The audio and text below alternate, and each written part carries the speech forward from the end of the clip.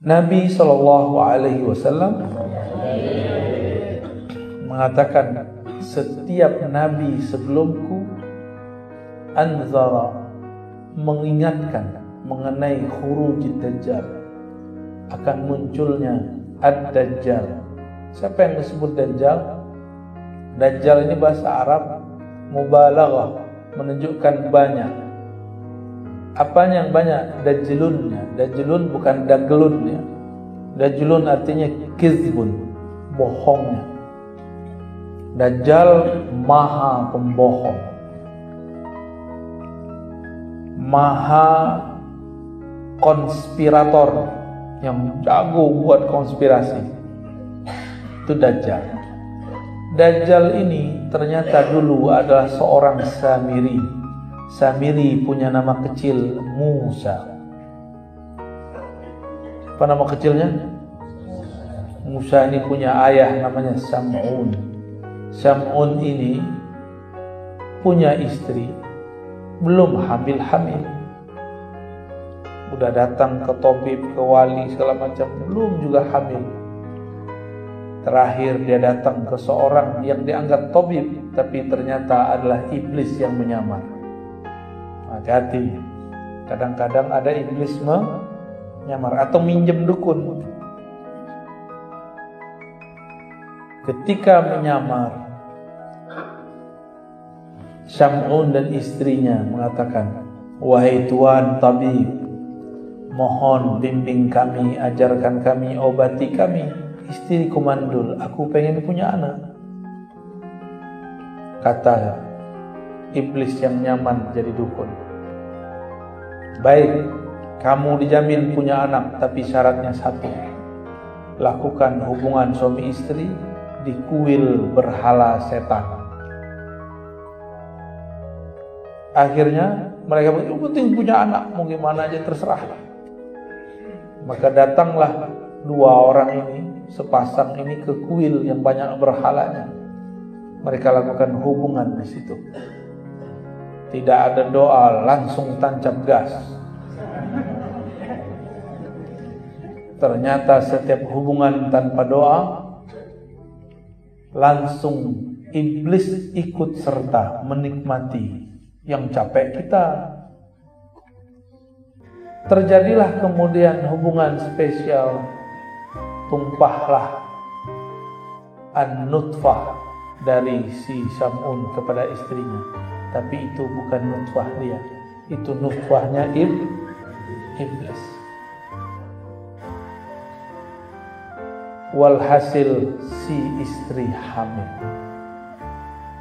Lahirlah pendek kata anak namanya Musa. Musa itu nama belakangan, tadinya gak ada namanya. Tiba-tiba kampung Samara banjir. Ayahnya tidak tahu hanyut kemana. Ibunya juga hilang. Tiba-tiba Allah kirim Sayyidina Jibril. Hai Jibril, itu ada anak kecil, kamu selamatkan. Anak kecilnya aneh, kamu selamatkan. Itu anak kecil matanya belean. Atau belean. Apa kata orang Madura? Bilean. Bilean. Sahih kan? Bilean. Biar nanti kalau ditanya, kamu bisa bahasa Madura? Bisa. Bilean. Langsung digampar sama ngomong. Dan ini anak sepertinya aneh, kakinya tidak berkembang. Maka diambil oleh Sayyidina Jibril, diajarkan zikir dan dizikirkan supaya sembuh. Seharusnya ini anak tidak selamat, tapi diselamatkan. Berarti Allah juga yang ingin menyelamatkan, kan? Seharusnya kakinya tidak bisa berdiri, tapi dizikirkan Sayyidina Jibril sembuh. Tapi sembuhnya setelah 10 tahun. Di umur 10 tahun, matanya buka satu, bagian kiri, yang kanannya masih bileun. Sahih? Sahih. jadi orang Madura ya. Lalu diajarkan Al-Ismul A'zam, nama-nama Allah yang agung. Ternyata si Samiri ini diajak ke suatu pulau. Di pulau itu dia dididik oleh Sayyidina Jibril menundukkan binatang-binatang, mengendalikan pohon-pohon, dan menguasai gerak air dan udara. Mirip Avatar ya? Mirip, tapi bukan Avatar. Dia nggak bisa juga. Akhirnya diajarkan lagi zikir. Ketemu ular, ularnya yang dia patok, bukan ular yang matok dia. Ketemu apa aja, semuanya habis, cukup dia zikirkan, hancur. Dan dia bisa berbicara dengan binatang. Itu ilmu Sayyidina Jibril alaihissalam. Lalu Sayyidina Jibril dipanggil oleh Allah. Mas Bril, balik. Baliklah Sayyidina Jibril. Ditinggallah Dajjal yang nama kecilnya siapa? Musa bin Sam'un As-Samiri, karena dia dari kampung Samara. Bukan Samara bahasa Indonesia. Samara siapa? Sakinah, Mawaddah wa Rahmah. Itu mah asik. Banjir cinta. Kalau ini banjir air. Di saat yang sama di Mesir lahir seorang anak yang juga dihanyutkan di air, maka bernama dia Musa juga. Musa berarti anak air. Bahasa Maduranya Pak anak air, ada istilahnya? Yang satu kata gitu nggak ada ya? Nggak ada. Sama berarti dengan bahasa saya.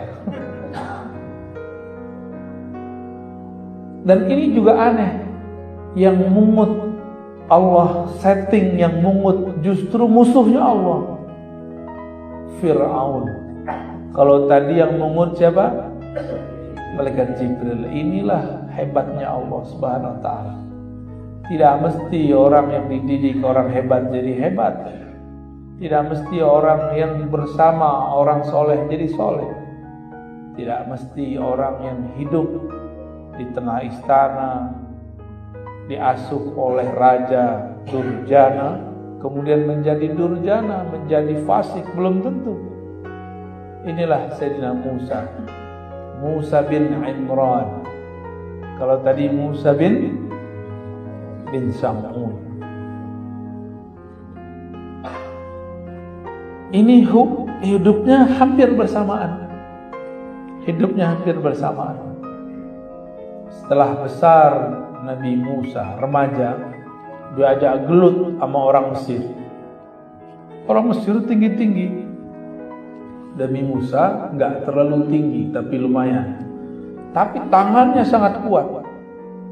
Diajak gelut, nggak perlu pakai mantra inna batsya rabbika lasyadid. Ayat itu belum turun. Tapi Nabi Musa, itu ayat sudah ada di badannya. Setelah menangkis ini dan itu dari musuhnya, dia pukul langsung kena ulu hati musuhnya, mati. Akhirnya Nabi Musa dikejar-kejar orang kampung Mesir. Larilah Nabi Musa. Dan larinya ini kemudian jadi pelajaran besar ketika ketemu Nabi Khidir nanti. Berarti ini orang juga sangat kuat. Ada yang bisa begitu Pak, satu kali tonjok mati. Wah, jangan-jangan Nabi Musa hidup lagi ya. Musa palsu, Musa al-Manduri. Setelah itu Samiri dari pulau itu dia membajak kapal. Dari kapal terus dia bisa ke daratan. Di daratan dia bergabung dengan umat Nabi Musa. Menjadi pengikut Nabi Musa. Sama-sama Musa, tapi beda binnya. Ini bin Sam'un, ini bin Imran. Sebenarnya Samiri itu bukan bin Sam'un. Kalau Musa bin Sam'un, tapi Samiri bin Azazil. Jadi binnya ke siapa? Maka setiap orang itu punya dua nasab. Ada nasab jasad, ada nasab ruh. Ruh yang ada pada Samiri itu anaknya iblis. Iblis itu namanya Azazil. Paham di situ? Ya. Dan itulah anak pertama dan terakhir dari Azazil yang bertubuh fisik manusia tapi berbatinkan pangeran iblis. Ini bukan dongeng loh Pak ya, cuma ceritanya saya buat seperti dongeng supaya gampang masuknya. Kalau saya sebutkan ayat kan pusing Pak. Bil Arabiyah, pakai bahasa Arab biar kelihatan soleh. Sama aja toh. Samiri bergabung ke umat Nabi Musa. Nabi Musa anggaplah sudah dewasa, sudah menjadi nabi dan rasul, dan sudah berdoa, ya Allah angkatlah saudaraku Harun, lisannya lebih fasih. Tiba-tiba Nabiullah Musa dipanggil oleh Allah, hendaklah engkau pergi ke Goa Tur Sina. Diajak sama Allah ngobrol. Bukan ngopi, ngobrol. Jadi Allah itu asik. Gak seperti yang kita bayangkan. Allah itu tegang gitu. Allah itu menakutkan. Allahu Akbar. Gak begitu. Allah itu santuy. Bismillahirrahmanirrahim. Dengan nama Allah yang maha santuy.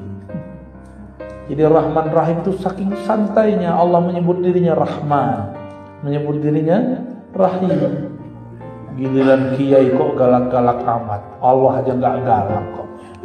Galak itu hanya pada saat tertentu. Jadi ustadz, jadi kepala rumah tangga kok galak-galak amat. Jangan terlalu galak, jangan terlalu keras. Allah itu menyebut dirinya Rahman Rahim lebih sering daripada Qahar Jabbar.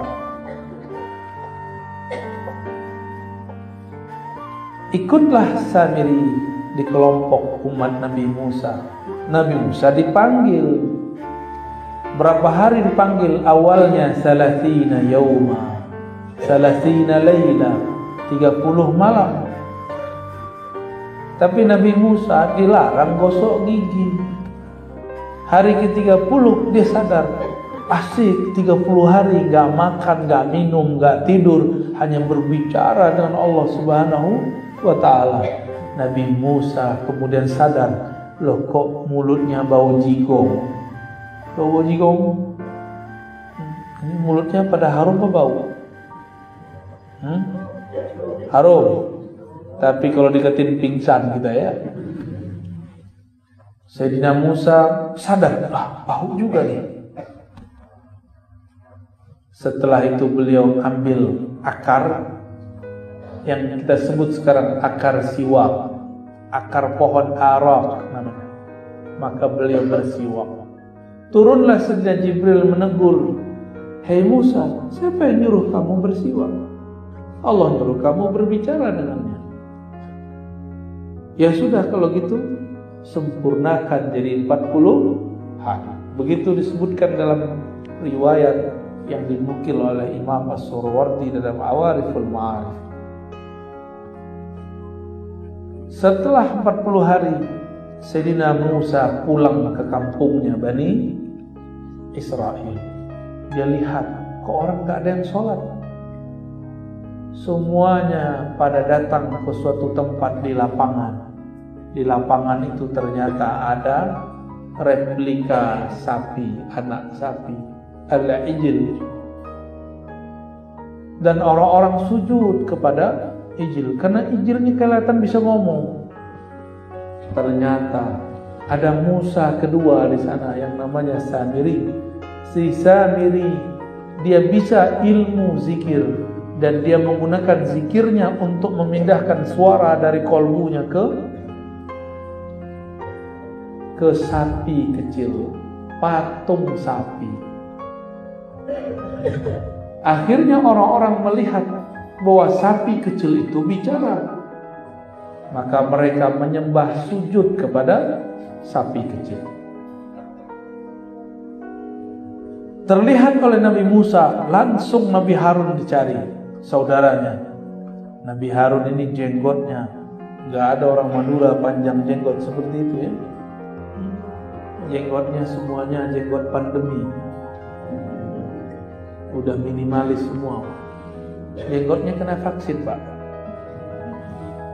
Jenggot Nabi Harun sampai ke dadanya, bahkan sampai ke pusarnya dalam riwayat. Oleh Nabi Musa langsung ditarik jenggotnya. Kau ini gak bertanggung jawab, gak becus. Tinggal cuma 40 hari. Lihat no umat sudah menyembah berhala namanya sapi kecil. Apa kata Nabi Harun? Ya bena ummi, wahai anak emakku. Wah, itu panggilan sangat mujarab tuh.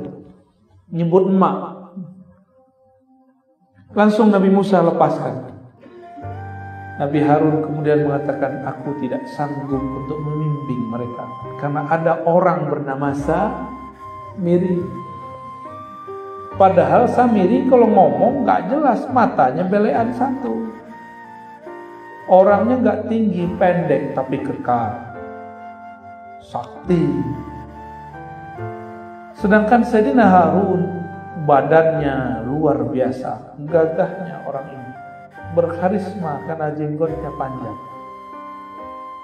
Beliau tidak sanggup membimbing umat walaupun pintar berpidato. Jadi Nabi Harun ini kalau pidato lebih cakep dari Nabi Musa. Tapi ternyata pidato tidak cukup untuk merubah umat. Setelah itu Nabi Musa datang ke umatnya. Umatnya kemudian pada sadar semua. Oh iya ya, kenapa kami menyembah anak sapi kecil? Sebagai tanda tobat mereka, fattulu anfusakum, maka bunuhlah diri kalian sendiri. Maka mereka bunuh dirinya. Itulah tobatnya Bani Israel yang menyembah berhala, menyembah al-ijl, anak sapi kecil. Habis itu Nabi Musa datang ke provokator. Siapa namanya? Samiri, Musa bin Sam'un as-Samiri. Nabi Harun jenggotnya ditarik. Yang syirik mereka disuruh bunuh diri. Tapi giliran Sam'un, Musa bin Sam'un, Nabi Musa cuma ngomong ini, ma khatbuka ya Samiri, apa yang kau katakan wahai Samiri? Kok jadi lembut? Kok enggak keras? Kok enggak jenggotnya ditarik? Kalau perlu kepalanya dipukul. Ternyata Nabi Musa dapat wahyu. Itu bukan musuhmu, hai Musa. Itu musuh umat Muhammad di akhir zaman. Nabi Musa aja gak dapat hak untuk mengalahkan Samiri. Bayangkan. Nabi Harun kalah oleh Samiri. Nabi Isa hampir terbunuh oleh Samiri. Nabi Zakaria dibelah badannya waktu masuk ke dalam pohon oleh Samiri. Ashabul Kahfi hampir terbunuh oleh Samiri. Samiri semua itu yang bekerja itu. Nabi Isa itu dikabarkan, hei Isa, di tanganmulah nanti Samiri terbunuh. Samiri juga dapat kabar waktu dia masih kecil, Nabi Musa juga masih kecil, Jibril datang ke Samiri. Itu Jibril bawa dan ngasih kabar, hei Samiri, nasibmu nanti berakhir di tangan Isa. Maka si Samiri ini dia pergi setelah dibentak Nabi, bukan dibentak, disapa Nabi Musa, dia kemudian pergi. Tak tahu dia melalang buana kemana. Dia sedang mempersiapkan diri untuk membunuh sosok namanya Isa. Maka dia pelajari siapa saja yang membersamai Nabi Isa. Dapatlah kabar bahwa ada paman dari Maryam namanya Zakaria. Nanti itu udah meninggal Nabi Musa ya, udah masanya udah panjang. Orang inilah yang akan menjaga Sayyidatuna Maryam yang akan melahirkan Sayyidina Isa. Diburulah orang ini tapi bisa selamat. Akhirnya Sayyidina Zakaria dapat menjaga Sayyidatuna Maryam. Sayyidatuna Maryam pun kemudian disebutkan rahasianya, kenapa dialah yang dapat izin membunuh Dajjal. Coba lihat tadi, ayahnya Sam'un bersekutu dengan iblis Azazil, sehingga lahirlah anak. Sebenarnya itu anak Azazil, anak iblis, tapi numpang lewat perut istrinya Sam'un. Dan gak mungkin lawannya kecuali yang setara.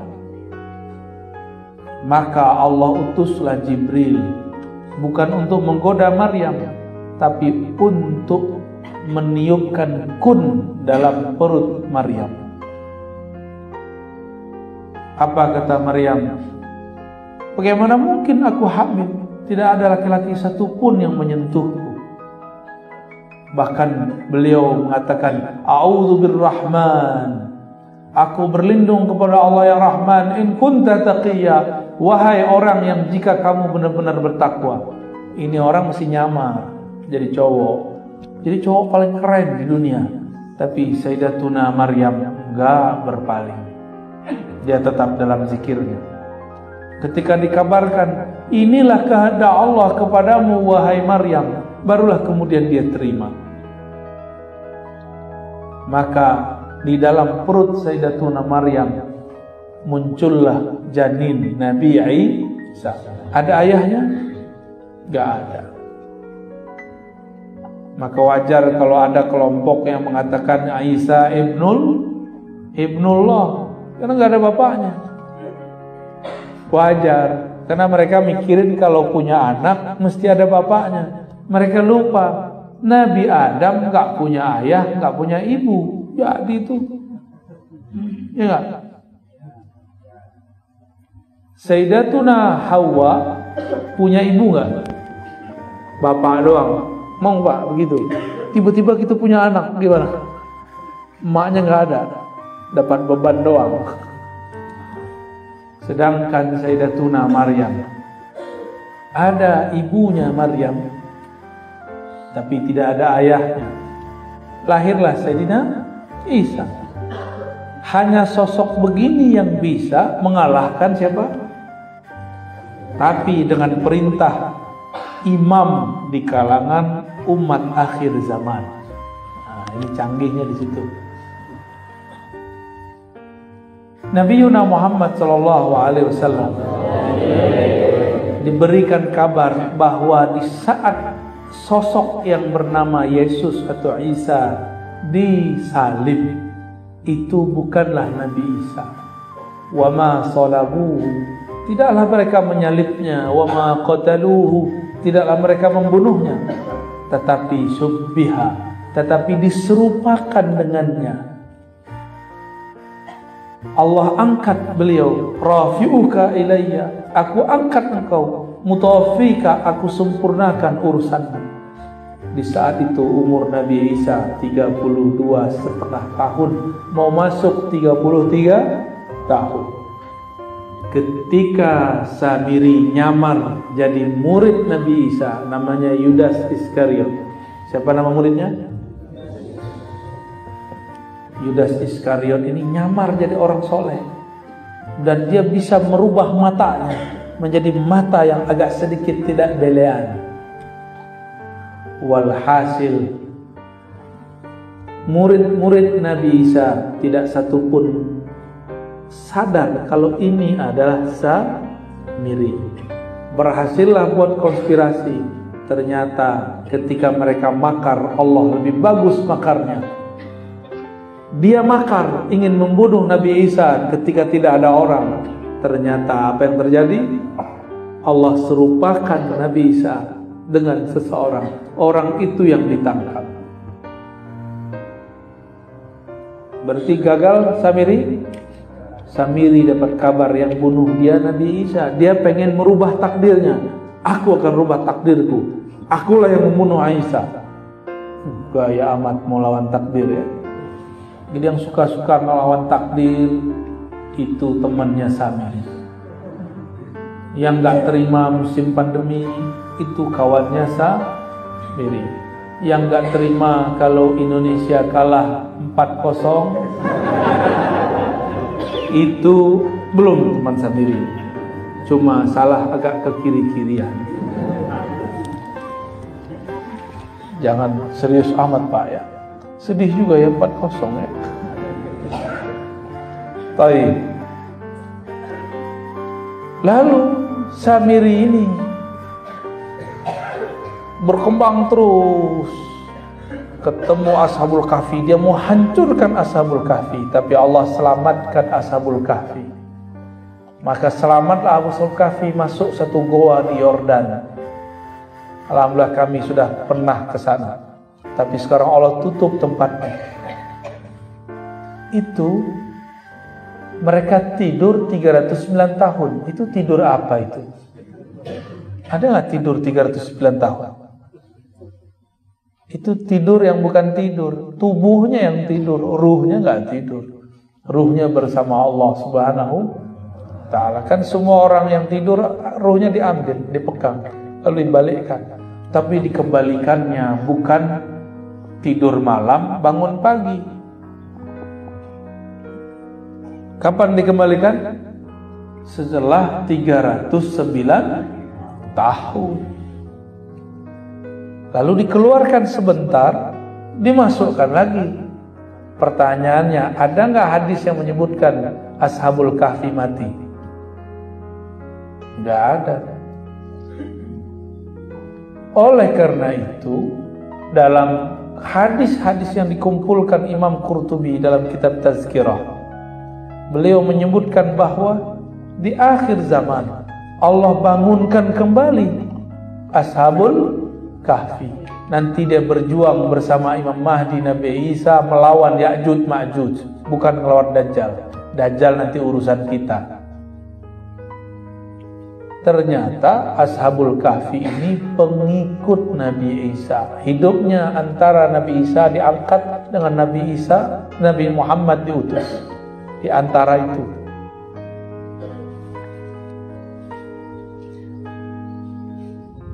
Jadi serius begini ya. Emang ceritanya serius ya? Asik. Emang dari dulu kita suka diceritain ya. Kita lanjut ceritanya. Kata orang sebelah, Ar-Razi sedang mendongeng. Dongeng yang soheh gak apa-apa ya. Lahirlah Sayyidina Muhammad SAW. Jangankan iblis di bumi, bahkan pintu langit pun ditutup dari mereka. Dulu planet-planet itu adalah tempat nongkrongnya iblis dan jin. Itu jin nongkrong di sono. Canggih ya tempat nongkrongnya. Cafe Pluto, kan seru tuh. Resto Venus, kayaknya seru ya. Dan yang bisa terbang ke sana itu adalah keturunan-keturunan Azazil atau Banul Jan yang dulu punya zikir-zikir hebat. Dimasaknya, maka sayapnya tumbuh banyak. Dan dia bisa terbang kemana-mana. Cepatnya bukan main.